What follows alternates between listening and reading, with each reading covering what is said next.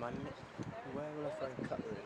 Chat at the end of it. Yeah, of course, yeah. Because Wrap it up today, don't you? I'll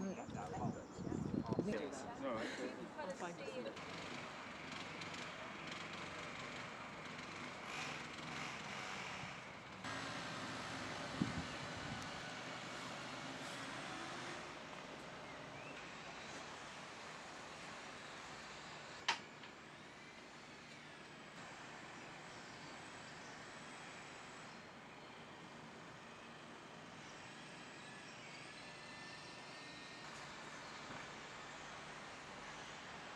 Diverse ones to be and the longest one to hold the top spoil freestyles with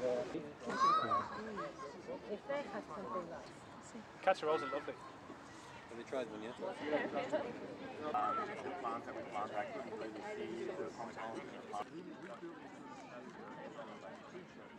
The restaurants are changing, therefore the general public's consensus is changing. The fast food outlets have seen it and gone, we're in.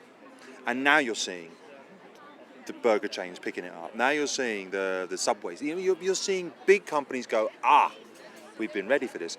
I've just come out of meetings in Stockholm last week with some of the biggest food producers in the world. I don't know, even if I'm going to tell you their names, but they are the biggest. And their narrative, they're saying to me, what's coming? We want to hear from the chefs. And I'm saying, right, microbiome, veg-based proteins, so much less meat, non-dairy based products. And they're sort of looking over their shoulder while they're talking to me, sort of saying, we're working on it. It's ready. I was about to feel it. It's a goose poo.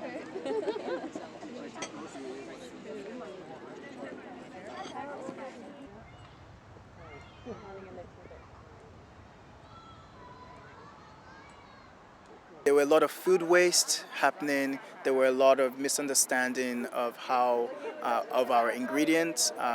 There's been this removal of indigenous cuisine from the general urban market.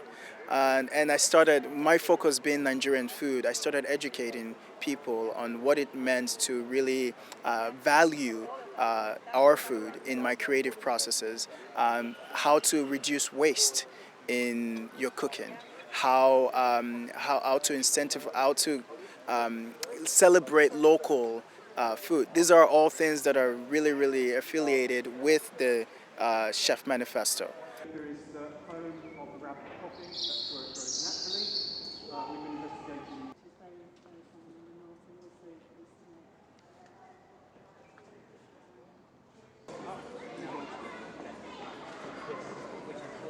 I want some tasting notes.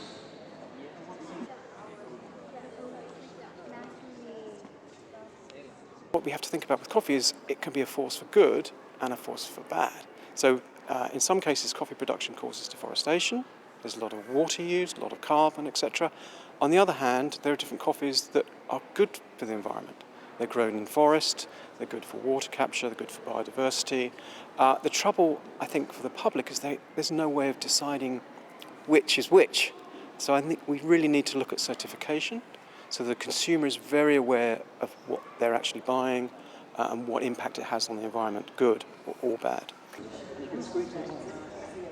been at the millets, particularly pearl millets, but that comes with it's now considered the kind of national dish. So we're looking at coffees that have particular attributes, that they're drought tolerant or heat tolerant, but at the same time we're looking for coffees that have unique and very pleasurable flavour experiences. And if you don't have both elements, then you don't have a marketable product. It doesn't have a future.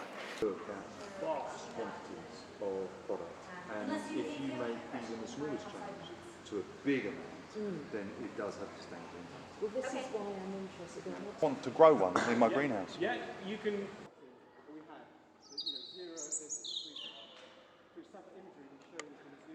At the moment, NSET is only eaten in southwest Ethiopia. It's the only area where it's been domesticated. But we know it occurs wild across many other countries in East and Southern Africa. So we think in the future there could well be potential for NSET to be grown more widely, not just in Ethiopia, but perhaps in other countries as well, and to bring its food security benefits.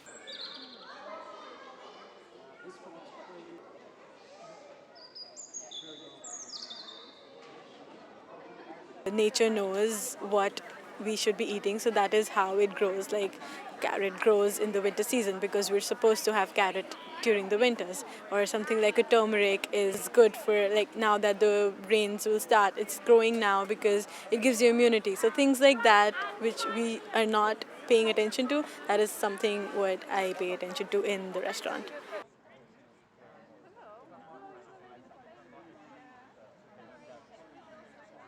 Change begins at home. So the more I'm able to tell people and show people the diversity of Nigerian food, maybe they can start understanding Africa as a continent rather than just a country. Plants and anything that can be done with plants, and we're twisting things around. Very nervous. Well, thank you so much all for coming. Okay, maybe you're in a restaurant and you only serve 100 meals a week. Maybe that's not having a massive impact. What it is doing is creating a groundswell of customer engagement for the big companies to change. Because look, there's no point in us talking to restaurants who've got 50 people in. We need to be talking to the McDonald's, the KFCs, the Burger Kings, the Unilevers, the Danones, the Kellogg's, the Mars, the Coca-Colas. They have to change. We need big business to see it as business sense. Heather, this chef's manifesto. Just put it here so Charlotte sees it.